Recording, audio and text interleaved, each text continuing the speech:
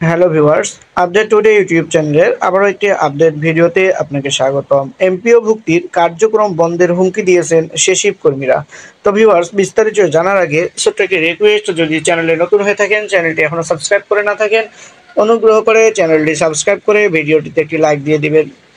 তো চলুন জেনে নেই কী কারণে হুমকি দিলেন সেসিভ কর্মীরা। তো ভিউয়ার্স, দেখতেই পাচ্ছেন একেবারে আপডেট একটি ভিডিও। চাকরি রাজস্ব খাতে স্থানান্তরের দাবিতে আবারও আন্দোলনে নেমেছেন সেকেন্ডারি এডুকেশন সেক্টর ইনভেস্টমেন্ট প্রোগ্রামের সেসিভ 1187 কর্মকর্তা কর্মচারী। দাবি আদায় না হলে বেসরকারি শিক্ষক কর্মচারীদের বেতন ভাতা বা এমপিওর কার্যক্রম বন্ধ করে দেবেন বলে হুমকি দিয়েছেন তারা। সেসিভ কর্মীরা বলছেন, মাঠ পর্যায়ে মাধ্যমিক শিক্ষা কার্যক্রম পরিচালনার সরকারি নানা দায়িত্ব পালন করলেও প্রকল্পের অধীনে কর্মরত থাকায় তারা বিভিন্ন সুযোগ সুবিধা থেকে বঞ্চিত। রবিবার 18 আগস্ট সকাল থেকে বাসভবন ক্যাম্পাসে অবস্থান নিয়ে তারা চাকরি রাজস্ব খাতে স্থানান্তরের দাবি জানান। সেসিপের কর্মীরা বলছেন, রাজস্ব খাতে আমাদের পদ সৃজন করা হয়েছে, কিন্তু চাকরি রাজস্ব খাতে স্থানান্তর করা হচ্ছে না।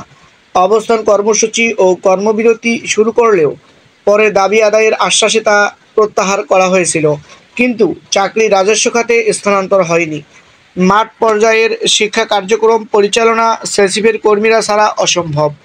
পরিদর্শক, প্রোগ্রামার, থানা ও উপজেলা শিক্ষা অফিসার, একাডেমিক সুপারভাইজার সহ বেশ কয়েকটি পদে কর্মরত থেকে আমরা মাঠ পর্যায়ের শিক্ষা তদারকি করছি। সরকারি দায়িত্ব পালন করেও সরকারি সুযোগ সুবিধা পাচ্ছি না। তারা আরও বলেন, আমাদের প্রোগ্রামাররা মাঠ পর্যায়ের বেসরকারি শিক্ষকদের বেতন ভাতা বা এমপিও ভুক্তির কার্যক্রম পরিচালনা করেন। আমরা যদি রাজস্ব খাতে স্থানান্তর না হই তবে ইএমআইএস সার্ভার, বেসরকারি স্কুল অ্যান্ড কলেজ শিক্ষকদের এমপিও প্রক্রিয়াকরণের সফটওয়্যার ডাউন করে দেব। আমরা এমপিও ভুক্তির কোনো কার্যক্রমে অংশ নেব না। সেসিপের কর্মকর্তারা বলছেন, শিক্ষা মন্ত্রণালয়াধীন সেসিপ প্রোগ্রামে প্রায় 30% নারী। মাধ্যমিক শিক্ষা অফিসগুলোতে কর্মরত এসব কর্মকর্তা বিনামূল্যে পাঠ্যপুস্তক বিতরণ, কারিকুলাম বাস্তবায়ন, হাতে কলমে বিজ্ঞান শিক্ষা প্রসার, আইসিটি ভিত্তিক শিক্ষার প্রসার, বেসরকারি শিক্ষক কর্মচারীদের এমপিও কার্যক্রম বিকেন্দ্রীকরণ, স্কুল মনিটরিং, নিবিড় একাডেমিক সুপারভিশন, মাধ্যমিক ও উচ্চশিক্ষা অধিদপ্তরের ইএমআইএস সেল শক্তিশালীকরণ ও সফটওয়্যার সার্বিক তত্ত্বাবধানে রয়েছেন।